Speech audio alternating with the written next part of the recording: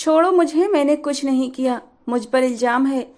तनिषा ने अपना दुपट्टा मानव आहूजा के हाथों से खींचना चाहा, जिसे मानव ने जोर से अपनी तरफ खींचा। वो सीधा उसके चौड़े और मजबूत सीने से जा लगी। मानव आहूजा के बदन से उठती तेज परफ्यूम की खुशबू में तनिषा को अपना सांस घुटता हुआ महसूस हो रहा था। मेरी बहन की मौत हुई है सिर्फ तुम्हारी वजह से। तुमने उसे ये काम करने पर मजबूर किया। बहुत शौक है ना तुम्हें दूसरों के मंगेतर से इश्क लड़ाने का, बहुत आग है ना तुम्हारे अंदर। तो अब अपने जबरदस्ती के पति के साथ अपने अंदर की आग को ठंडा करो। क्या क्या कह रही हो ईशा? ईशा की मौत? ऐसा कैसे हो सकता है? तनिषा का तो दिल जैसे थम गया था। वो उसकी सबसे अच्छी दोस्त थी, जान से भी ज्यादा प्यारी। और बस 2 दिन बाद ही तो उसकी शादी थी और आज उसकी मौत की खबर। तनिषा को अपना सांस उखड़ता हुआ महसूस हो रहा था। उसकी दोस्त, उसकी जान से प्यारी दोस्त यूं अचानक दुनिया से चली गई, उसे यकीन नहीं हो रहा था। तनिषा अपनी माँ के साथ ईशा के घर पहुंची। वहां लोगों की भीड़ लगी हुई थी। जिसे भी खबर मिलती वो भागा चला आता। एक जवान लड़की की अचानक मौत, वो भी तब जब 2 दिन बाद उसकी शादी थी। हर कोई हैरान और परेशान था। घर वाले रो रो कर बेहाल थे। किसी को समझ नहीं आ रहा था आखिर अचानक ईशा को क्या हुआ। तनिषा रोती हुई आगे बढ़ी और एक नज़र अपनी दोस्त के बेजान वजूद पर डाली। आंसू थे कि रुकने का नाम नहीं ले रहे थे। आंटी, ईशा को क्या हुआ? वो सिसक रही थी। उसकी बाकी सहेलियां भी वहां मौजूद थीं और सब जोर जोर से रो रही थीं। कोई भी ये नहीं बता पा रहा था कि एक जिंदा जीती जागती जिंदगी से भरपूर लड़की को अचानक क्या हो गया कि वो अपनी जिंदगी की जंग इतनी आसानी से हार कर चली गई। तनिषा वहीं घुटनों के बल बैठ गई और बेआवाज आंसुओं से रोती रही। ईशा का यूं अचानक जाना उसे किसी भी तौर सहन नहीं हो रहा था। भैया, मुझे चॉकलेट आइसक्रीम खानी है। तो चॉकलेट आइसक्रीम ही आएगी। ईशा की बात पर सबने हंसते हुए शोर मचाया और अपने अपने फेवरेट फ्लेवर गिनाए।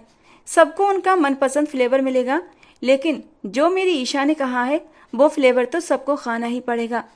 मानव आहूजा ने बहुत प्यार से अपनी छोटी बहन ईशा की ओर देखते हुए कहा। वो सब एक रेस्टोरेंट में आइसक्रीम खाने आए थे। उन लम्हों में मानव खुलकर जिया करता था। ईशा अपने मम्मी पापा के साथ अपने भाई की भी बहुत लाडली थी। वो जो कहती मानव आहूजा उसके कहने से पहले ही पूरा कर देता था। लेकिन आज वो चाहते रखने वाली, सबको खिलखिलाकर हंसाने वाली वो लड़की इस दुनिया से चली गई थी। सबको रुलाकर अकेला छोड़कर चली गई थी। मानव बेटा, अंतिम संस्कार का समय हो गया है। विपुल जी ने दीवार से टेक लगाए बैठे अपने बेटे को आवाज दी। और मानव में हिम्मत कहाँ थी कि वो अपनी बहन की अर्थी को कंधा देता। उसने अब तक एक आंसू भी नहीं बहाया था, क्योंकि उसे विश्वास ही नहीं था कि उसकी प्यारी बहन, लाडली छोटी सी शरारती बहन उसे छोड़कर जा चुकी है। उसकी बहन तो एकदम ठीक ठाक थी। अचानक वो मुंह क्यों मोड़ गई? पापा, मानव का गला कांप गया। बेटा, फिलहाल इस जख्म को हरा रहने दो, ये कभी नहीं भरेगा। मानव को लगा जैसे ईशा उसकी आंखों के सामने लाल चुनरी में सजी धजी हंसती हुई आ रही है। भैया, कैसी लग रही हूं मैं? उसका प्यारा सा चेहरा मानव की आंखों में समा गया। उस लम्हे को याद करते हुए मानव आहूजा की आंखों से आंसू बहने लगे। उसने अपनी आस्तीन से अपने आंसू पोंछे। विपुल जी ने उसके कंधे पर हाथ रखा। चलो, इस वक्त चुप रहना ही, अंतिम संस्कार हो जाने दो, बाकी सब बाद में देखेंगे। विपुल जी ने हर शब्द बहुत ठहर ठहर कर कहा। अब तक ये राज सिर्फ राज था कि ईशा की अचानक मौत के पीछे वजह क्या है। खुद को संभालते हुए दोनों बाप बेटे आगे बढ़े तो सामने से आता हुआ साहिल दिखाई दिया। साहिल वही जिससे 2 दिन बाद ही ईशा की शादी होने वाली थी, जो ईशा को लाल जोड़े में अपनी दुल्हन के रूप में देखने वाला था। अब वही उसे आखिरी बार देख रहा था। साहिल वहीं लड़खड़ा गया। उसे अपनी आंखों पर यकीन नहीं हो रहा था। कैसे वो उसे छोड़कर जा सकती थी? अभी कल ही तो उसकी बात हुई थी उससे, और आज अचानक कैसे? साहिल की आंखें भर आईं और फिर कुछ ही देर में इस दुनिया से ईशा का अस्तित्व मिट चुका था। मानव भी जानता था कि कैसे उसने अपनी लाडली बहन को चिता के हवाले किया था। शमशान घाट में धीरे धीरे अंधेरा उतरने लगा था। चारों तरफ से आती पेड़ों के पत्तों की सरसराहट की आवाजें माहौल को अजीब खौफनाक बना रही थीं। कहीं कहीं दूर धधकती चिताओं की अग्नि अब धीरे धीरे बुझने लगी थी, जबकि मानव आहूजा अब भी वहीं बैठा था। न जाने कितने अपने जान से भी ज्यादा प्यारों को इन चिताओं के हवाले करके जा चुके थे। मानव की आंखों से बहते आंसू मिट्टी में ही समा गए। दर्द, तकलीफ, गम, कितने पल वो वहीं बैठा रहा। मानव, उठो बेटा, विपुल जी ने उसे कंधे से पकड़कर उठाया। पापा, मेरी ईशा को अंधेरे से डर लगता है, मुझे यहीं रहने दो, वो खुद पर काबू रखते हुए बोला। विपुल जी की आंखें भर आईं। वो भी उसके साथ वहीं बैठ गए। बेटा, ये गम अब कभी नहीं जाएगा, अब सारी जिंदगी इसी गम के साथ जीना होगा। पापा, उसकी उम्र ही क्या थी जाने की, एक बार भी नहीं सोचा उसने हम कैसे जिएंगे उसके बिना। मानव लगातार चिता को देखता हुआ बोला। बेटा, किस किस को बताएंगे कि ईशा के साथ क्या हुआ? क्या मेरी बच्ची इतनी कमजोर थी कि ये गलत काम कर ले? लेकिन क्यों क्यों किया उसने ये सब? इतना बड़ा कदम कैसे उठा लिया उसने पापा? मानव का अंदाज भी अचानक बदला था। वो अपनी पुरानी टोन में वापस लौट आया। जालिम, सख्त और बेरहम मानव आहूजा। तभी उसकी नजर एक कोने में आंसू बहाते बैठे साहिल पर जा ठहरी। अचानक मानव गुस्से से उसकी ओर बढ़ा और उसका गिरेबान पकड़ लिया। बोलो, ऐसा क्या गम था उसे जो उसने इतना बड़ा कदम उठाया, खुद को ही खत्म कर डाला। साहिल ने दांत भींचते हुए मानव को देखा। मेरी बहन की शादी थी और उसने 2 दिन पहले अपनी जान ले ली। तुम तो जानते ही होगे साहिल, बताओ मुझे क्या हुआ था, क्यों उसने खुद को मारा? प्लीज बताओ मुझे। मानव, खुद को संभालो। वो क्या जाने, वो तो खुद यहाँ तुम्हारे सामने है। सब लोग ईशा के अचानक इस दुनिया से चले जाने के सदमे में हैं। विपुल जी ने मानव के हाथ पीछे खींचे तो वो जमीन पर धूल उछालता मुश्किल से खुद को कंट्रोल कर पा रहा था, जबकि साहिल पूरी तरह चुप था, जैसे अब उसे किसी चीज से कोई फर्क ही ना पड़ता हो। उसका तो सब कुछ खत्म हो गया था, हर चीज से दिल उठ गया था। ये दुनिया चलती रहेगी, हर कहानी आगे बढ़ेगी, नई कहानियां बनेंगी, लेकिन ईशा आहूजा की कहानी खत्म हुई थी या फिर शुरू, ये तो वक्त ही तय करेगा। ईशा, चलो यार, देर हो रही है और फिर क्लास शुरू हो जाएगी, और पता है ना, जरा सा लेट हो गए तो सर सतीश कितना गुस्सा करेंगे। तनिषा ने गुमसुम बैठी ईशा को चौंकाया तो उसने पलटकर तनिषा की ओर देखा। ईशा तनिषा को बहुत ही गहरी और अजीब सी नजरों से देख रही थी। ऐसे क्या देख रही हो? देख रही हूँ मेरी दोस्त ने कितने गहरे राज छिपा रखे हैं अपने अंदर। खुद को मेरा दोस्त भी कहती हो और कुछ बताती भी नहीं। कैसी बातें कर रही हो, ऐसी बहकी बहकी सी?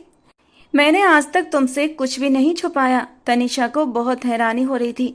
ईशा पहले तो कभी ऐसी बातें नहीं करती थी।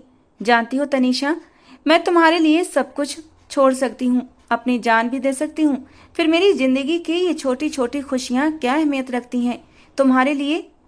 वो आज बहुत ही बहकी बहकी सी बातें कर रही थी। उसके चेहरे पर गहरी चिंता थी। तनिषा आगे बढ़ने की बजाय वहीं ईशा के पास बैठ गई। क्या बात है ईशा, कोई परेशानी है तो मुझे बताओ, तनिषा ने बहुत प्यार से पूछा। कुछ खास नहीं, बस ऐसे ही दिल उदास हो रहा था। इस उदासी को गोली मारो और चलो मेरे साथ। तनिषा ने उसे जबरदस्ती उठाया। ओ हेलो, कहाँ जा रही हो? तानिया ने उन्हें जाते देखा तो रोक लिया। यार, क्लास में जा रहे हैं, और कहाँ जाना है? तनिषा ने माथे पर बल डालकर जवाब दिया। तुमने हर बात में बोलना अपना फर्ज समझ रखा है क्या? मैं तुमसे नहीं, ईशा से पूछ रही हूँ।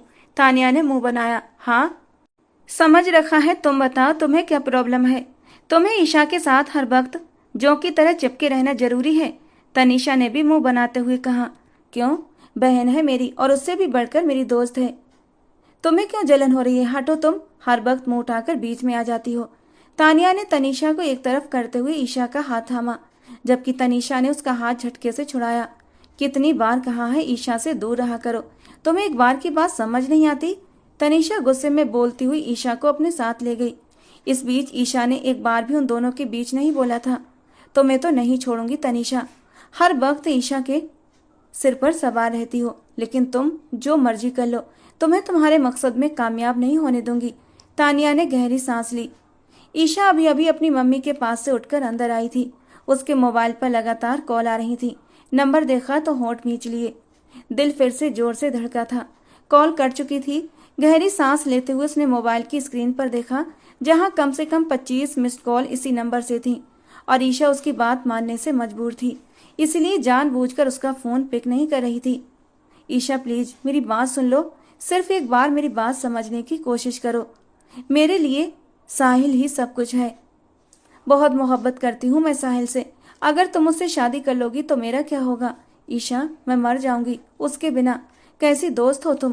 क्या इस रिश्ते से इनकार नहीं कर सकती अपनी दोस्त की खातिर?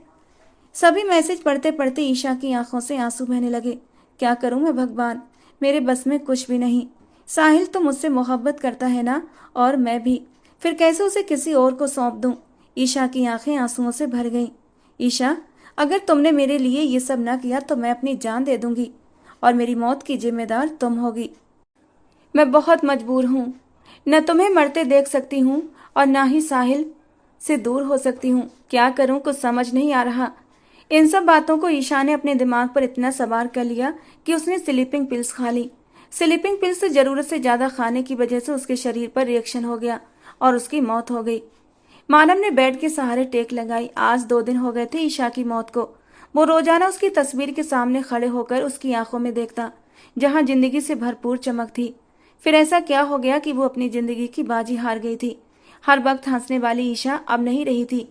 मिसेज आस्था जी की हालत अब बेहतर हो गई थी, वरना पहले तो वो हर 2 मिनट में ईशा को याद करते करते बेहोश हो जाती थी।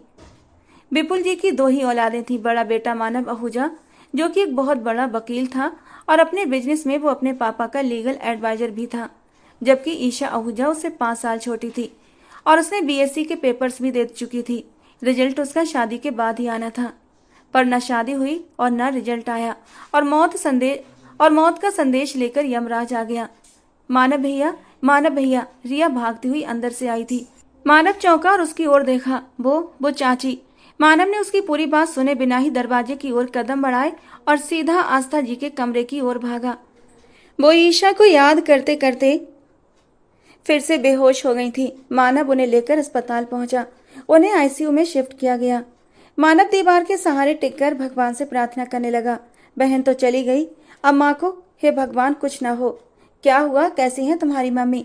विपुल जी ने मानव को देखते हुए पूछा। आईसीयू में है। डॉक्टर ने आस्था जी का ट्रीटमेंट किया और उन्हें स्ट्रेस लेने से मना कर दिया।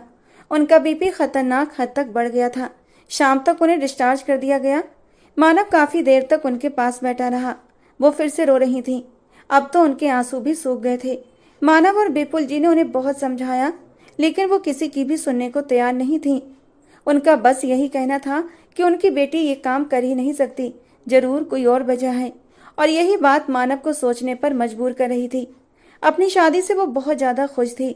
उसे किसी भी तरह की कोई परेशानी नहीं थी। साहिल उसकी पसंद था और वो भी साहिल की पसंद थी। सब कुछ ठीक था। फिर गड़बड़ कहाँ हुई? मानव उन्हें दवा देता, रिया को उनके पास छोड़ता, खुद ईशा के कमरे की ओर बढ़ा। उसका कमरा खोला तो एक सन्नाटा उसका इंतजार कर रहा था। मानव का दिल जैसे चीर सा गया। उसके कदम आगे बढ़ने से इनकार कर रहे थे। एक बार फिर दिल में दर्द की एक टीस उठी थी। अपने अंदर के दर्द को दबाते हुए वो आगे की ओर बढ़ा। उसके बिस्तर को देखा, उसकी किताबों को, उसकी स्टडी टेबल को। उसके होंठ कसकर भींच गए। दराज खोला तो सामने ही ईशा का मोबाइल दिखाई दिया। उसे देखा तो उसकी बैटरी खत्म थी। ईशा का मोबाइल अपने कमरे में लाकर वो चार्जिंग पर लगाकर खुद नहाने चला गया। साहिल, जब मोहब्बत तुमसे की है तो शादी भी तुमसे ही करूंगी ना। ये तो नहीं कि मोहब्बत तुमसे करूं और शादी किसी राह चलते से कर लूं। अपनी जबान को लगाम दो। तुम दुनिया की आखिरी लड़की भी हुई तब भी तुमसे शादी नहीं करूंगा। साहिल के साफ जवाब पर वो लड़की एकदम पागल सी हो गई थी। अगर तुमने इनकार किया तो मैं तुम्हें भी मार डालूंगी और खुद को भी। वो लड़की पागलों की तरह चिल्लाते हुए साहिल का कॉलर पकड़ गई। Shut up you and get lost from here. Sahil अपना कॉलर छुड़ाते हुए पीछे हटा। साहिल, तुम मुझे छोड़कर नहीं जा सकते। साहिल को सीढ़ियां चढ़ते अपने कमरे की ओर जाते देखकर वो लड़की नीचे से ही चिल्लाई।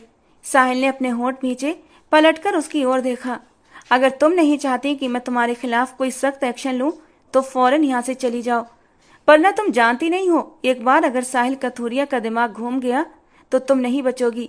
साहिल की इस बात पर वो लड़की चुप तो हो गई, लेकिन दिल में पक्का इरादा कर लिया था कि वो हार नहीं मानेगी। तनिषा, अकेले बैठी क्या कर रही हो? चलो आओ, मैं तुम्हें बुला रही हूँ। सुन क्यों नहीं रही थी? तनिषा की भाभी ने उसे पुकारा तो वो एकदम चौंकी। जी भाभी, आपने बुलाया मुझे? तनिषा, जब से ईशा की मौत हुई है तब से तुम बहुत खोई खोई रहने लगी हो। क्या बात है, मुझे बताओ। उसकी भाभी शालू ने उसका हाथ थामते हुए पूछा। नहीं भाभी, ऐसा कुछ नहीं है। आप तो जानती हैं ना ईशा से मेरी कितनी दोस्ती थी, और फिर अचानक से उसका यूं दुनिया से चले जाना। अभी तक ये दिल यकीन नहीं कर पा रहा कि वो इस दुनिया में नहीं है। तनिषा की आंखें भीग गईं। हाँ, ये तो है, छोटी सी लड़की अचानक इतना बड़ा कदम उठा ले, यकीन नहीं आता। शालू की बात पर तनीषा की आंखों से आंसू बहने लगे। भाभी, वो मुझे बहुत याद आती है। उसकी छोटी छोटी बातें, उसके साथ बिताया गया समय, वो हंसी मजाक, सब कुछ खत्म हो गया उसके जाने के बाद। तनीषा रोते हुए शालू के गले लग गई। शालू से थपकी देने लगी। बस तनीषा, सब्र करो।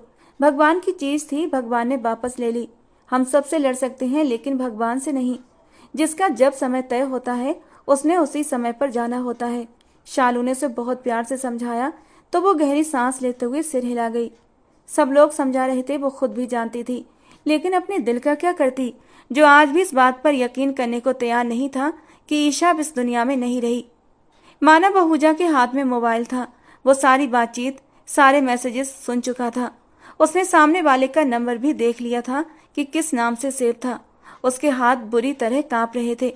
उसे यकीन नहीं हो रहा था कि ईशा के साथ इतनी बड़ी बात हो गई और वो अनजान था। आज साबित हो गया था कि उसकी बहन को मानसिक तौर पर प्रताड़ित किया गया था ताकि वो ये गलत कदम उठा ले और उस लड़की को उसका मकसद हासिल हो जाए जो इसकी जिम्मेदार है। मानव आहूजा उसे बिल्कुल भी छोड़ने का इरादा नहीं रखता था।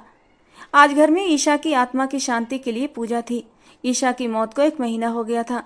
आस्था जी ने ईशा की सभी दोस्तों को बुलाया था, जिनमें तनीषा भी शामिल थी। कौन है इनमें से तनीषा? मानव आहूजा ने रिया की तरफ देखते हुए ठंडे और सर्द अंदाज में पूछा था। उसका ये खतरनाक अंदाज देखकर रिया भी एक पल के लिए सहम गई थी। वो अंदर बैठी हुई है। सभी लड़कियों में से कुछ की तस्वीरें लेकर वो आई थी, जिसमें 3 लड़कियां बैठकर ईशा की आत्मा की शांति के लिए भगवान जी से प्रार्थना कर रही थीं। रिया ने एक लड़की के ऊपर उंगली रखी। ये सफेद कुर्ते वाली। रिया ने डरते डरते मानव आहूजा को बताया। मानव आहूजा ने उसके हाथ से मोबाइल ले लिया। अब वो वक्त दूर नहीं कि ईशा को इंसाफ मिलेगा। मानव आहूजा दिल ही दिल में खुद से बोला, जिस तरह मेरी बहन तड़पती है ना, उससे कहीं ज्यादा तुम तड़पोगी। तनीषा अग्रवाल। भाभी, आप क्या कह रही हैं? ऐसे अचानक कैसे वो रिश्ता लेकर आ सकते हैं? मैं तो ईशा के भाई को जानती भी नहीं और उन्होंने मेरे लिए रिश्ता भेज दिया। तनीषा अभी तक हैरान बैठी थी, जबकि ड्राइंग रूम में आज ईशा के घर वाले मानव आहूजा के लिए ईशा का रिश्ता मांगने आए थे। मेरा ख्याल है तुम ईशा के घर गई थी, वहां पर तुम उन्हें पसंद आ गई होगी, इसीलिए वो तुम्हारा रिश्ता लेकर आए हैं। शालू ने बहुत प्यार से कहा। चलो आओ, चाय तुमने ही सर्व करनी है। शालू की बात पर तनीषा उलझी। उन सबके सामने जाकर वो घबराई हुई सी थी। ईशा की माँ आस्था जी, उनकी बहन नंदिनी जी और मानव के पापा विपुल आहूजा आए थे। तनीषा को पसंद करते हुए उन्होंने तनीषा के परिवार की अनुमति से उसे अंगूठी भी पहना दी। उनके जाने के बाद ही तनीषा को पता चला कि ईशा की ये ख्वाहिश थी कि तनीषा उसकी भाभी बने, और यही वजह उन लोगों ने रखी थी कि वो सिर्फ और सिर्फ ईशा की ख्वाहिश का सम्मान करते हुए तनीषा को यहाँ से ब्याह कर ले जाएंगे। हाल ही में उनकी बेटी की मौत हुई थी, इसलिए उन्होंने बहुत ही सादगी से सब कुछ करने को कहा था। तनीषा के घर वालों को मानव आहूजा और उसकी फैमिली बहुत अच्छे लोग लगे थे, इसीलिए उन्होंने मानव आहूजा की तस्वीर देखकर ही उसके लिए हाँ कर दी। इतनी अच्छी फैमिली को वो लोग इनकार नहीं कर सके और उनके कहने के अनुसार कि ये ईशा की ख्वाहिश थी। तनीषा के घर वालों ने हामी भर ली। तनीषा के पापा करण अग्रवाल एक सरकारी स्कूल में नौकरी करते थे। उनकी 3 बेटियां थीं, जिनमें से तनीषा का नंबर दूसरा था। पहली बेटी की मंगनी हुई थी, जबकि तीसरी बेटी ने अभी कॉलेज में दाखिला लिया था। एक बेटा था नैतिक, जो देश से बाहर था। शालू उसकी ही पत्नी थी। अपने हाथ में पहनी अंगूठी को देखते हुए तनीषा बहुत हैरान थी। बेटा, ये ईशा की ख्वाहिश थी कि तुम उसकी भाभी बनो। आस्था जी के शब्द याद करती तनीषा ने बेइच्छा अपना सिर हथेलियों पर गिराया। ऐसा कैसे मुमकिन है? अगर ईशा का इरादा होता तो वो जरूर मुझसे इजहार करती।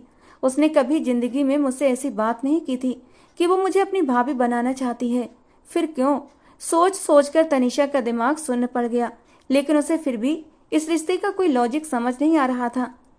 अभी ईशा को इस दुनिया से गए हुए मुश्किल से 1 ही तो महीना हो पाया था और वो अपने बेटे की शादी कर रहे थे। भले सादगी से कर रहे थे, लेकिन इरादा तो बांध लिया था ना। तनीषा अपने माता पिता की खुशी देखकर चुप हो गई थी। उन्होंने 3 बेटियां पाई थीं। बड़ी बेटी अनिका की शादी के अभी दूर दूर तक कोई आसार नहीं थे, क्योंकि उसके ससुराल वाले चाहते थे कि अनिका अच्छा खासा दहेज लेकर आए, और जब तक वो उनके दहेज की डिमांड पूरी नहीं कर पाती, अनिका को वो विदा करके नहीं ले जाना चाहती थी। अनिका से 3 साल छोटी तनीषा थी। अग्रवाल जी ने इस रिश्ते को दिल और जान से मंजूरी दी और शादी की तैयारियां भी शुरू हो गई थीं। उस दिन मानव आहूजा अपने ऑफिस में बैठा एक फाइल चेक कर रहा था कि तभी प्यून ने उसे साहिल कथूरिया के आने की सूचना दी। साहिल के आने का सुनकर मानव आहूजा के माथे पर बल पड़ गए, लेकिन मानव आहूजा ने उसे अंदर आने की अनुमति दे दी। मानव आहूजा, बधाई हो, अभी बहन को इस दुनिया से गए 1 महीना नहीं हुआ और तुम शादी रचाने जा रहे हो। साहिल ने अंदर आते ही मानव से तंज किया। तुम कौन होते हो मेरी लाइफ के बारे में इतना डीपली सोचने वाले? मैं क्या कर रहा हूँ, क्या नहीं कर रहा, तुम्हें से कोई मतलब नहीं होना चाहिए। मानव ने गुस्से से अपनी जगह से उठते हुए कहा। मुझे मतलब नहीं होना चाहिए? भूल गए अपनी बहन की चिता के पास खड़े होकर तुमने मुझसे क्या सवाल किया था? तुमने मेरा गिरेबान थामा था, मुझ पर इल्जाम लगाया था। क्या आज मैं तुम पर इल्जाम लगा दूं? बहन की शादी होने वाली थी और अब तुम अपनी शादी रचा रहे हो। साहिल कथूरिया, इससे पहले कि मेरा दिमाग घूमे यहाँ से चले जाओ। मानव आहूजा किसी को भी अपने किसी भी काम का जवाब देने का पाबंद नहीं है। मैं चला जाऊंगा, बल्कि मैं तो ये देश ही छोड़कर जा रहा हूँ। खुश रहो, एडवांस में शादी मुबारक। साहिल दुखी दिल से कहता हुआ उन्हीं कदमों से बाहर निकल गया, जबकि मानव आहूजा ने टेबल पर पड़ा पेपर वेट उठाकर जोर से दीवार पर दे मारा। इस वक्त अगर कोई और उसे गुस्से में देख लेता तो डर जाता। उसके अंदर एक ऐसा राज था जिसे वही जानता था। न मेहंदी हुई, न संगीत, न हल्दी, डायरेक्ट अग्नि के समक्ष 7 फेरे, मंगलसूत्र और सिंदूर की रस्म हुई थी। किसी भी तरह का कोई शोर शराबा नहीं हुआ था। उन्होंने बाकी बहुत सादगी से सब कुछ किया। आज महसूस हो रहा था दुनिया तो सिर्फ अमीरों की है, मिडिल क्लास लोग तो सिर्फ उनके इशारों पर नाचते हैं। उसके माँ बाप ने भी मानव आहूजा की दौलत देखी और उसे मानव के लिए राजी कर लिया। सभी लोगों ने तनिषा को गले से लगाकर उसे शादी की बधाई और उसे ढेर सारा आशीर्वाद दिया। अरे इतने अमीर लोग हैं और लड़की को सूट कौन सा पहनाया है? क्या कोई महंगा सूट नहीं ला सकते थे? अनिका की होने वाली सास ने तनिषा के कपड़ों को देखते हुए ताना मारा। कैसी बातें कर रही हैं, इनकी जवान बेटी की मौत हुई है, अब तो इतने धूमधाम से तो करने से रहे। तनिषा की माँ ने धीरे से जवाब दिया। अरे अगर इतना ही दुख था तो शादी की इतनी जल्दी क्यों मचाई? थोड़ा इंतजार कर लेते, कुछ अरमान भी होते हैं लड़की वालों के भी। हाय हाय, शादी रोज रोज थोड़ी नहीं होती। ऐसे रूखी फीकी सी भला कहीं से भी दुल्हन लगती है ये? न तन पर अच्छे कपड़े और ना ही कोई गहना। वो काफी ऊंची आवाज में अपनी राय का इजहार कर रही थी, जबकि पास बैठी तनिषा के ससुराल वाले भी उनकी बातें सुन रहे थे, लेकिन बिल्कुल चुप थे। अच्छा आप प्लीज इन बातों को छोड़ें, खाना खाते हैं। तनिषा की माँ ने उन्हें वहां से हटाते हुए बाहर ले गई, जबकि उनकी बातों ने तनिषा के दिल में गांठ सी डाल दी थी। जो भी था वो सही कह रही थी। बहुत आम और सादा सा सूट था जो उसने अपनी शादी पर पहना था और अब उसी में उसकी विदाई भी हो रही थी। ऐसा लग रहा था जैसे शादी नहीं उसकी अर्थी लेकर जा रहे हों। जितनी खामोशी और सादगी से विवाह हुआ, उतनी ही खामोशी और सादगी से विदाई भी हो रही थी। तनिषा अपने माँ बाप के गले लगी तो उनसे मिलते ही खुद ब खुद आंसू बहने लगे। तनिषा की माँ की आंखें भी आंसुओं से भर गईं। वो दहेज में बेटी को सिर्फ नकद रकम ही दे सकी थीं। दहेज लेने से उन लोगों ने बिल्कुल इनकार कर दिया था, क्योंकि उनके घर में हर चीज मौजूद थी। वो सिर्फ और सिर्फ तनिषा को लेकर जा रहे थे, और क्यों लेकर जा रहे थे ये राज तो अभी खुलना बाकी था। तनिषा को आहूजा मेंशन विदा कराकर लाया गया तो किसी भी तरह की कोई रस्म नहीं हुई थी। बहुत ही खामोशी के साथ रिया के साथ तनिषा को मानव के कमरे में भिजवा दिया गया। तनिषा को सब कुछ बहुत अजीब सा लग रहा था। एक धड़का सा लगा हुआ था, जैसे ये खामोशी तूफान से पहले की थी। इस बड़े से स्टाइलिश कमरे में उस राउंड बेड पर वो दुल्हन बनी बैठी थी, जबकि दिल की धड़कनों का शोर कानों में बजता हुआ सुनाई दे रहा था। काफी रात हो गई थी, लेकिन मानव के आने के कोई आसार दिखाई नहीं दे रहे थे। रात का 1 बज रहा था। तनिषा आखिरकार थककर खुद ही उठ बैठी और ड्रेसिंग टेबल के सामने जाकर खड़ी हो गई। ड्रेसिंग पर हर चीज इम्पोर्टेंट थी। तनिषा ने किसी भी चीज को हाथ न लगाया, बल्कि अपना सिर्फ नाम के लिए पहना हुआ जेवर उतारकर एक तरफ रख दिया। अभी वो दुपट्टा उतारकर हाथों में थामे अपने सरापे को आईने में देख रही थी। इस सादे से दुल्हन के सूट में भी उस पर बेइंतहा रूप आया था। वो थी भी तो बहुत खूबसूरत। तनिषा, भगवान ने तो तुम्हें बहुत फुर्सत से बनाया है। मैं तो तुम्हें जी भरकर देखती भी नहीं कि कहीं मेरी दोस्त को मेरी ही नजर न लग जाए। ईशा की बातें याद करते हुए सिर झुकाए जख्मी सी हंसी हंस दी। तनिषा, जिस दिन तुम दुल्हन बनोगी ना, तुम्हारा दूल्हा तो तुम पर फ्लैट हो जाएगा। तुम सादगी में भी इतना गजब ढाती हो, दुल्हन बनकर क्या ही लगोगी। तनिषा ने गहरा सांस भरा। आंखों से अब तेजी के साथ आंसू बहने लगे। सफेद नाजुक से हाथ जिन पर मेहंदी लगनी थी बिल्कुल खाली थे। कलाइयां भी सूनी थीं। कुछ भी तो ऐसा न था जो दुल्हन जैसा हो। अभी वो इन्हीं सोचों में खोई हुई थी कि दरवाजा खोलते हुए मानव अंदर दाखिल हुआ। एक बार के लिए तनिषा ने पलटकर उसकी ओर देखा, जबकि हाथ में थामा दुपट्टा अब उसके हाथ में ही रह गया। उसका दिलकश सरापा फिटिंग वाले ड्रेस में कयामत ढा रहा था, लेकिन सामने मानव आहूजा था जिसके खुद के अंदर एक कयामत मची हुई थी। इस कयामत से लड़ते लड़ते वो ज्वालामुखी बना इस समय कमरे में दाखिल हुआ था। बहुत अफसोस हो रहा है न खुद पर कि वो मुल्क छोड़कर चला गया जिसकी दुल्हन बनने के ख्वाब तुमने देखे। मानव की बात पर तनिषा के माथे पर बल पड़े। वो क्या कह रहा था उसे कुछ भी समझ नहीं आ रहा था। ना समझी से अपनी आंखें मानव पर जमाए खड़ी थी। ऐसे इतना हैरान होकर मत देखो। इतनी मक्कार होने के बाद भी भोली बनने का नाटक मत करो, वरना जो सजा देने वाला हूं उसमें और भी सख्ती आ जाएगी। मानव के नफरत और तिरस्कार भरे लहजे पर न चाहते हुए भी तनिषा की आंखें आंसुओं से भरने लगी। न अपनी इन खूबसूरत आंखों को आंसुओं में मत भिगोना। कोई फायदा नहीं मेरे सामने ये मगरमच्छ के आंसू बहाने का, क्योंकि मानव आहूजा किसी भी तनिषा नाम की लड़की पर आज रहम नहीं कर सकता, और तुम पर तो बिल्कुल भी नहीं करेगा। सख्ती से उसका जबड़ा दबोचे उसके आंसू पोंछने लगा। क्या करे हो, छोड़ो मुझे। वो मुश्किल से अपना जबड़ा छुड़ाती पीछे हटी थी। तुम्हें क्या लगा ईशा रास्ते से हट गई तो अब तुम साहिल को पालोगी? और साहिल के नाम पर तनिषा को एक झटका लगा था। भला यहाँ साहिल का क्या जिक्र? उसके होंठ धीरे से खुले थे। 1 मिनट, साहिल कहाँ से आ गया बीच में? तनिषा ने हैरानी से पूछा। वो नहीं तो माई। मानव दहाड़ा था। तो माई हो बीच में, साहिल और ईशा के बीच में। मानव की बात पर तनिषा तो अपनी जगह पर बिल्कुल जमकर खड़ी की खड़ी रह गई थी। ये आप क्या कह रहे हैं? क्या बकवास कर रहे हैं आप? होश में तो हैं आप या नहीं? इस बार तनिषा को भी गुस्सा आया था, लेकिन मानव उसका गुस्सा देखने नहीं बल्कि अपना गुस्सा उस पर उंडेलने आया था। मेरे साथ बात करते हुए अपनी जबान को लगाम देना, वरना तुम्हारी ये जबान नहीं रहने वाली। आक्रामक अंदाज में उसकी ओर बढ़ा कि वो दीवार से जा लगी। आप क्यों मुझे डरा रहे हो? ऐसी बातें क्यों कर रहे हो? मैंने क्या किया है? आपकी बात लहजे में बेबसी थी। क्या किया है? इतनी तुम अनजान नहीं हो जितना बनने की कोशिश कर रही हो।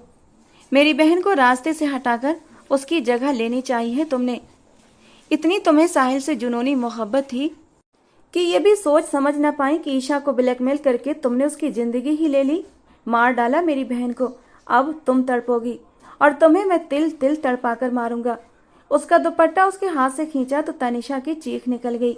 तनिषा ने बेबसी और करुणा से उसे देखा। छोड़ो मुझे, मैंने ऐसा कुछ भी नहीं किया है।